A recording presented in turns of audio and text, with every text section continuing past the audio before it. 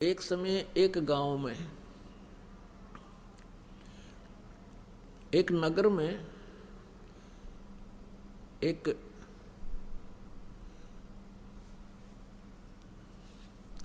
सेठ रहता था और उसने अपने गुरुजी से जो ज्ञान प्राप्त किया था उससे ये पता लग गया था कि भाई अब ये व्यवसायिक जो लोग होते हैं ये इन्हें देखा करें कि भाई कहाँ मुझे लाभ होगा, इन मोक्ष से कोई लेना देना नहीं होता। तो उसने ये पता पूछ लिया अपने गुरुजी से जब सत्संग कर रहे थे, फिर बाद में पूछा कि गुरुजी यूं कहते हैं कि जैसे इस जन्म में किसी ने किसी से पैसा ले लिया और वो नहीं दे सका तो अगले जन्म में वो 1000 गुना करके वापस देना पड़ेगा। कहा बेटा ऐसा ही होता है। तो उस लाला जी ने क्या कराया, अपना बोर्ड लगा दिया दुकान के आगे कि अभी कर्ज ले जाओ, जिसने कर्जा चाहिए, किसी ने लोन चाहिए ले सकता है, लेकिन अगले जन्म में लूंगा, इस जन्म में लूं कोई ना। अब ये जो पैसे के पुजारी होते हैं ये इसे इतनी गिरजन की वृत्ति बताते हैं। एक लाला जी मर गया, यम के दूत पकड़ के ले गए तो उससे पूछने लगे भाई तेरे को पहले स्वर्ग में भेजा या नरक में, क्योंकि तेरे इतने पुण्य इतने पाप। नो बोला दोनों के बीच में बिठा दे, नून के भी आओगे गा कर, नरक वाले भी आओगे, दोनों के बीच में बिठा दो मैंने। यानी वहां भी अपने बिजनेस पॉइंट व्यू से ही सोचा उसने।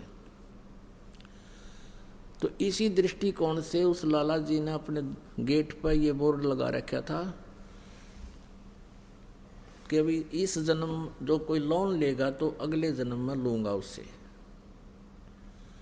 दो ठग थे, उन्होंने वो बोर्ड पढ़ लिया, वो चले थे चोरी चारी करने, उन्होंने बोर्ड पढ़ लिया। दोनों बतलाए रही साहब मूर्ख, हमने तो पहली बार देखा, मेंटल तो नहीं है। अब उससे बात करी भाई लाला जी हमने 200 रुपये कर्ज दे दे। बोला ले ले भाई। वो पक्का करे थे, वो कहने लगे भाई देखा हम तो जल्दी देवांगे, व्यवहार के पक्के आदमी हैं। वो कहने लगा ना भाई मैं तो अगले जन्म में लूंगा। अब उन्होंने फिर पक्का कर करना भाई हम तो 6 महीना के भीतर तेरे वापस दे देंगे ब्याज रुपया। वो बोला ये ब्याज लूंगा और अगले जन्म में लूंगा, ना तो जाओ तुम। तो उन्होंने सोचा अच्छा भाई ले अगले जन्म में ले, उन तो ठगना था ही वो। उन दोनों ने अपने 200 रुपये या जैसा भी 100 या 500 लिए और दरे गठड़ी में चल पड़े। आगे वो चलते जा रहे थे, एक गांव के बाहर एक तेली का घर था। पहले तेली होते थे, कोल्लू चला करते थे बैल से, और उसमें सरसों पीड़ा करते थे और तेल बनाते थे। उस तेली के आंगन में कोल्लू लग रहा था, एक बैल तो चल रहा था, कोल्लू चला रहा था, एक वहां खड़ा था पेड़ से बांध रखा था। तेली किसी कामवश गांव में गया हुआ था, वो दोनों वहां रुक गए, जलपान कर ले, पानी पी लेते हैं। उन्होंने पानी पिया तो दोनों बैल बतलावे थे, आपस में बातें कर रहे थे। अब जो बैल चल रहा था उसमें कोल्लू में, उसने पूछा जो बैल खड़ा था कि भी तेरा कितना लेन देन इस तेली के साथ बचा है। अब वो खड़ा बैल कह रहा है कि अभी कल जो है ना एक व्यक्ति आएगा और मुझे इससे मोल ले जाएगा 200 या 400 रुपये में। वो उस तेली का वो इतने पैसे मांगता है, और वो जो मुझे लेने आएगा वो मेरे 1200 रुपये मांगता है। उसके सारा हिसाब किताब लाकर 1200 रुपये ब्याज ब्यूज के हो रहे हैं, और वो फिर क्या होगा मुझे यहाँ से ले जाएगा। आगे एक राजा ने हाथियों का युद्ध करवा रखा होगा, आपस में भिड़ंत, और उसमें इनाम रखा होगा, 12 रुपए का रखा हुआ है। मुझे वो ले जाएंगे, उनका वो तमाशा देखने लग जाएंगे, हाथियों के झगड़े लड़ाई को, और मैं उस हाथी को हरा दूंगा जिसने सबको पराजित कर दिया होगा, और फिर मुझे 1200 रुपये का इनाम मिलेगा मेरे उस मालिक को जो यहाँ से ले जाएगा। मेरी मृत्यु हो जाएगी, मेरा और उसका हिसाब बराबर हो जाएगा। भाई मैंने पिछले जन्म में उसने जो ना 20 रुपये लिए थे, आज वो 1200 हो गए।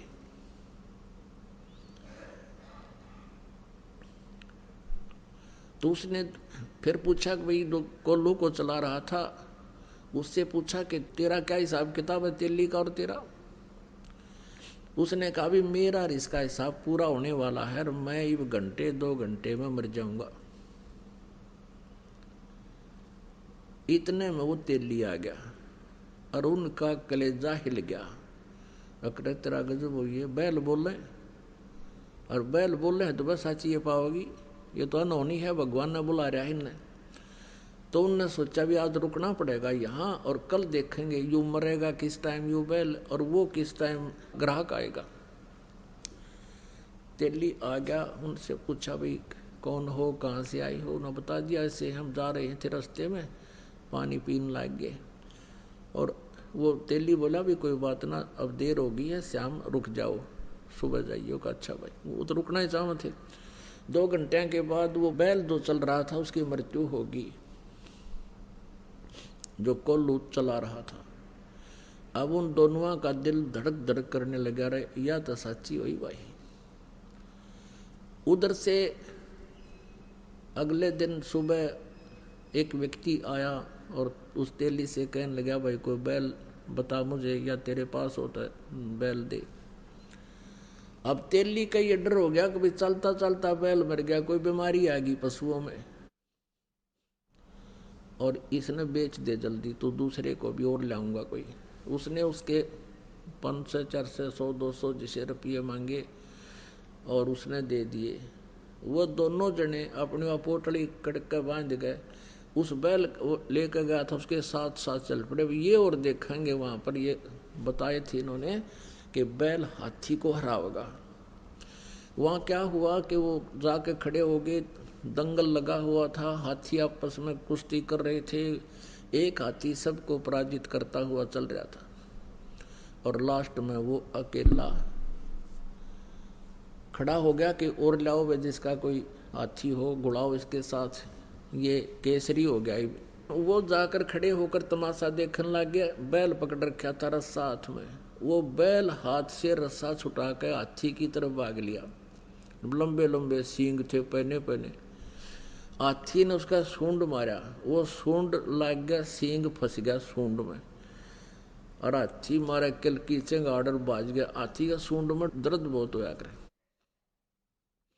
हाथी किलकी मारे रो और लीद करे, उसने सोची मेरा नहीं किया गया सिंगाड़ा, हाथी भाग गया। तो वो विजयी हो गया बैल, 1200 रुपये राजा ने इनाम दे दिया। वो 1200 रुपये उनके पास आए, उस बैल वाले के पास, उसी समय बैल की मृत्यु हो गई। अब वो दोनों जने उनके पैरों तले की जमीन खिसकन लगी, क्या तो बूंदी बनेगी, बैल बनना पड़ेगा इस लाला जी का जिसके पैसे ले आए हम। वो दोनों वापस आ गए।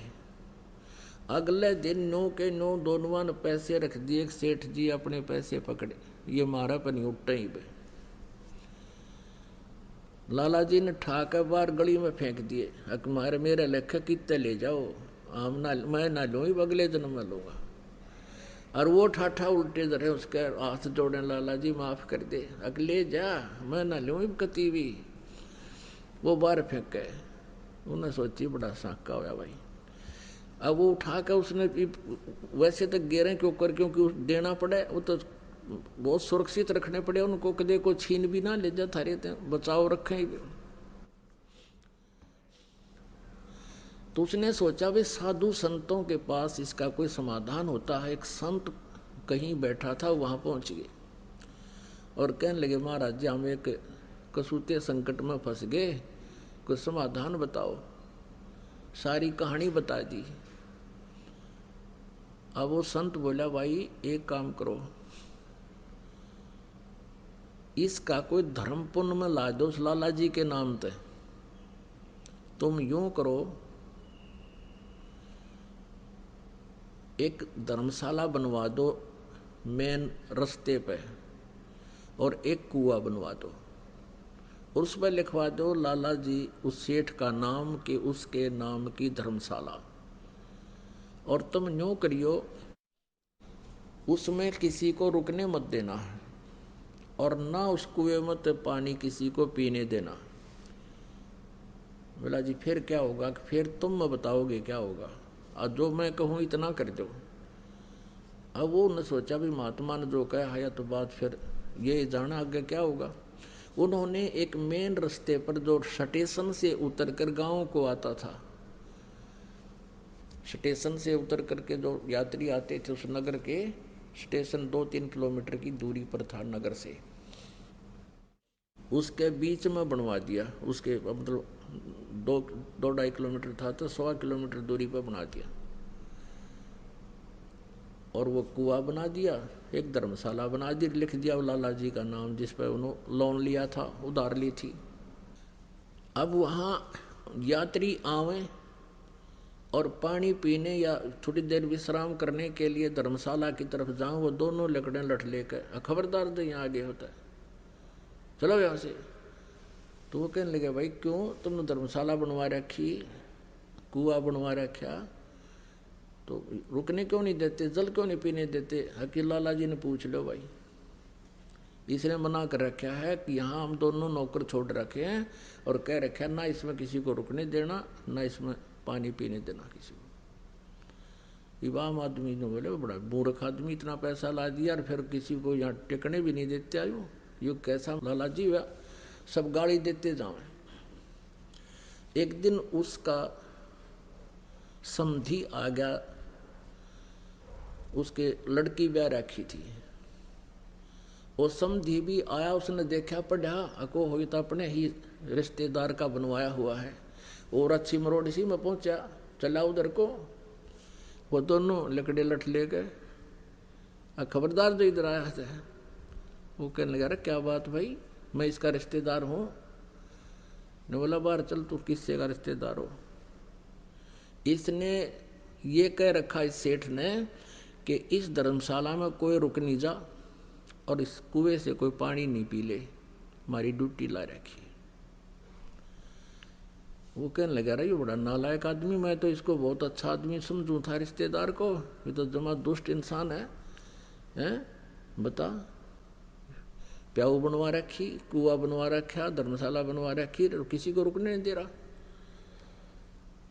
वो आया फिर अपने रिश्तेदार के घर, आना ही था उसने, तो उसने उससे कहा रे तू बड़ा निकम्मा आदमी, क्यों तो इतना पैसा लगावा था, तने वहाँ कितने पैसे लगा रखे, धर्मशाला बनवा रखी, कुआं बनवा रखा, और वो 2 मस्टंडे छोड़ रखे, तन ना पानी पीने देते किसी ने, और ना वहाँ रुकने देते, फिर क्यों इतना पैसा बर्बाद किया, तेरी बुद्धि खराब होगी क्या?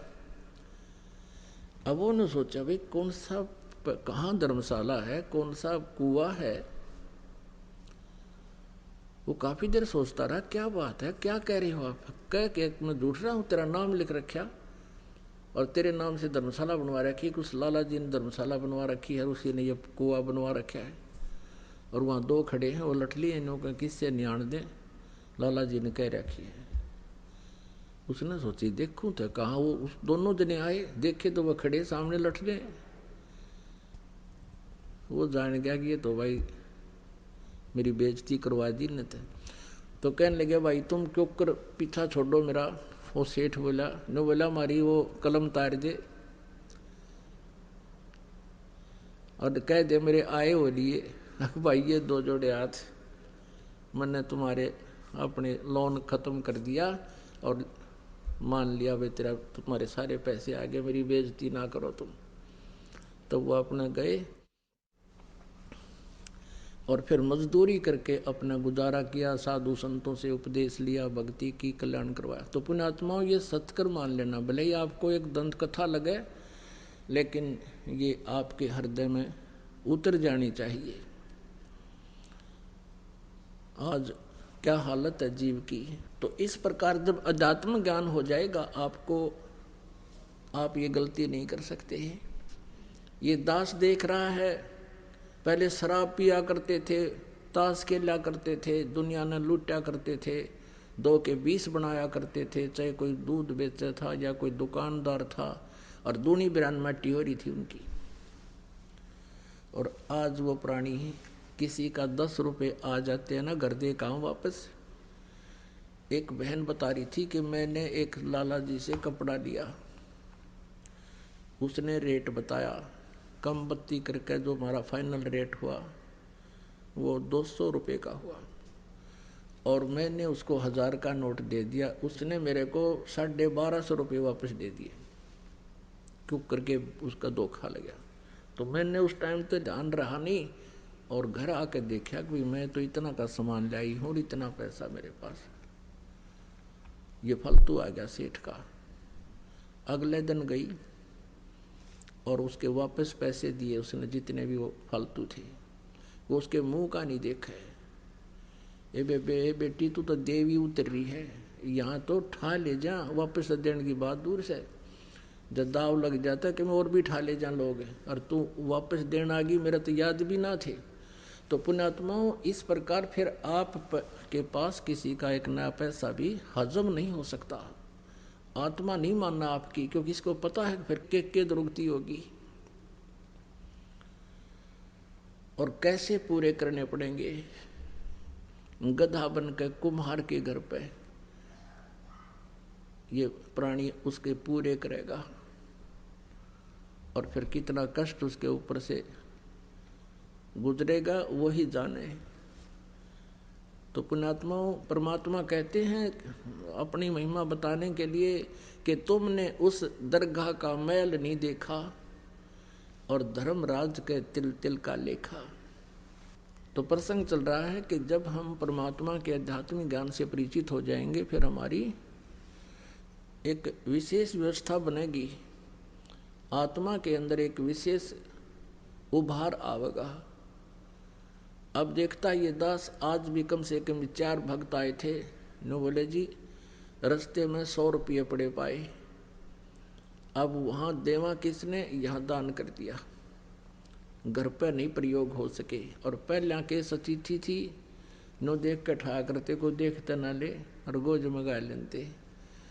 तो ये वृत्ति हमारी बदलती जा रही है। कोई कहता 500 रुपये, कहता जी ऐसे 5000 रुपये पड़े मिले मुझे, और जा रहा था, एक व्यक्ति आ रहा था, मुझे ऐसा लगा जैसे इसका कुछ गुम हो गया। मैंने उससे पूछ लिया, भाई कहाँ से आए हो, कहाँ जा रहे हो? वो कहने लगा, कहाँ जा रहा हूँ, मेरे पैसे गिर गए और जेब मत निकल गए, किस प्रकार मैं कुछ सामान निकालूं था और सारे देख लिया, मैंने पाए नहीं। कितने पैसे थे तेरे भाई? कि 5000 रुपये थे और ये नोट थे। नो बोला, नो के जुब्बा, मैंने उसको निकाल कर दे दिए कि ये थे। उसने सीने से लगा लिया मेरे को, नो बोला, राज के युग में इसे देवता बचे हैं। तो पुण्यात्माओं, ऐसे यह बिल्कुल स्थिति बदल जाएगी और आपकी आत्मा इतनी खुश होगी उस पैसे को वापस दे करके। और यदि हम किसी की चोरी करते हैं तो दूना दुख होता उस प्राणी का,